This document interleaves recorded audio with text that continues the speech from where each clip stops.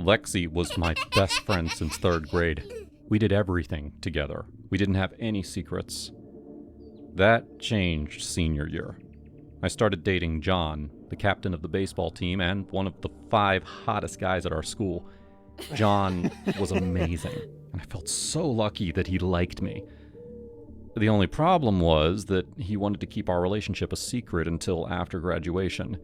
His family was super religious, and he'd get in trouble if his parents found out about us. So I didn't tell a soul, not even Lexi. That was the first secret I kept from her.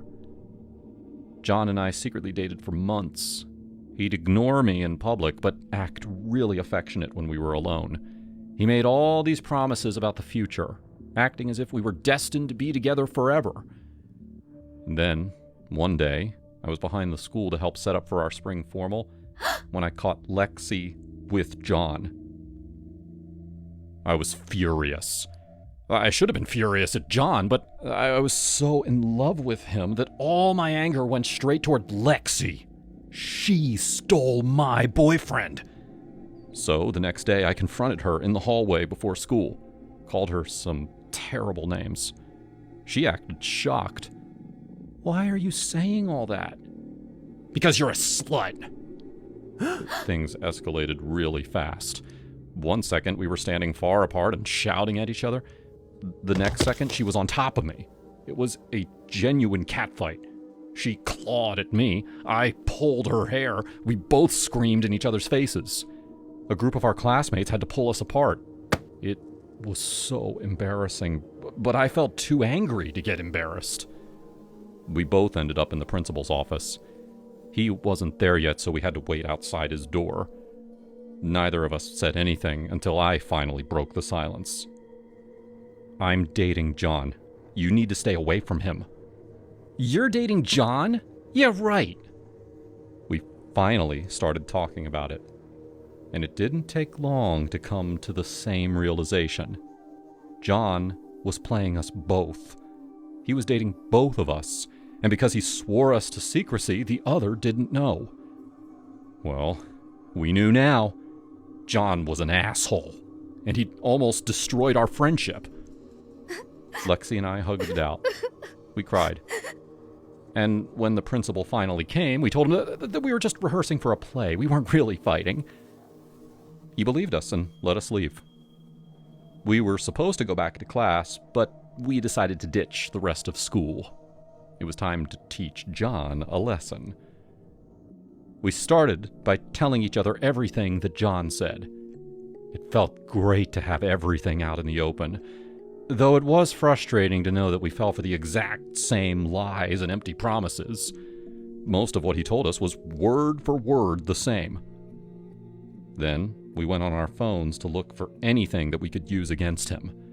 We had some flirty texts, and even though he made us both promise to never take photos of him, we both secretly did.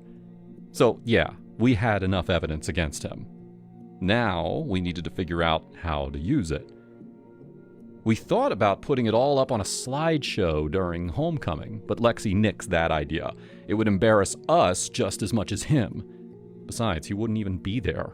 His parents never let him go to school dances. That made me think of the perfect plan. We'd expose him to his religious parents. It was the best way to hit him where it hurt. We didn't know exactly how yet, but we'd figure it out. That night, John snuck over to my house. He'd heard about my catfight with Lexi and assumed that we discovered the truth. I gave him the same excuse that we gave the principal, and he fell for it. And then I got really flirty and asked about his plans for the weekend. I have to give a speech at my church. It'll end at 4, and then I can head over afterward. Oh, what's the speech about? The importance of abstinence. I forced myself not to laugh. It was our last time. Felt great, too. No regrets. Especially since I secretly recorded his moaning on my phone. After he left, I called Lexi and told her to meet me on Saturday at John's church. Quick break. My new channel, Broccoli Animations, is now live. I'm posting new full-length videos there daily. Time to join me there. Link in bio. Lexi distracted the church's IT guy while I swapped out John's PowerPoint for something a little less appropriate. Then we waited outside the church until John arrived. As he was getting ready for his speech, we went inside and took our seats in the back. He's Lutheran, so the event was a very serious affair. Everyone was dressed up and looking somber. The pastor, John's uncle, came out and introduced him. When John got behind the pulpit, he saw us in the crowd.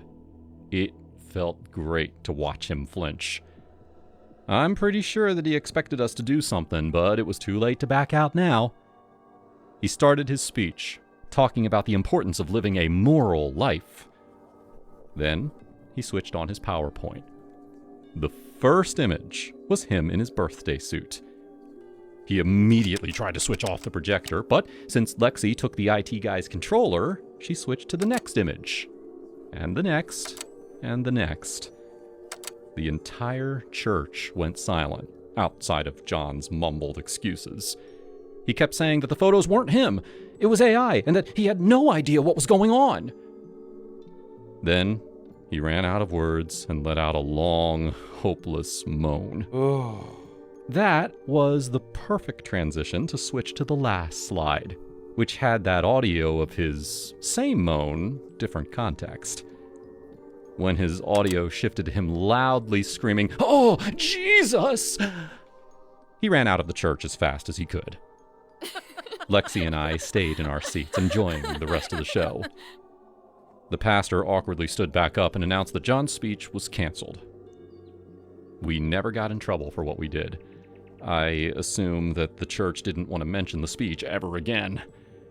And when we saw John at school on Monday, he ran in the other direction. Lexi and I are best friends again. No more secrets. We're both still single, too. Life's too short to waste any time on guys like John.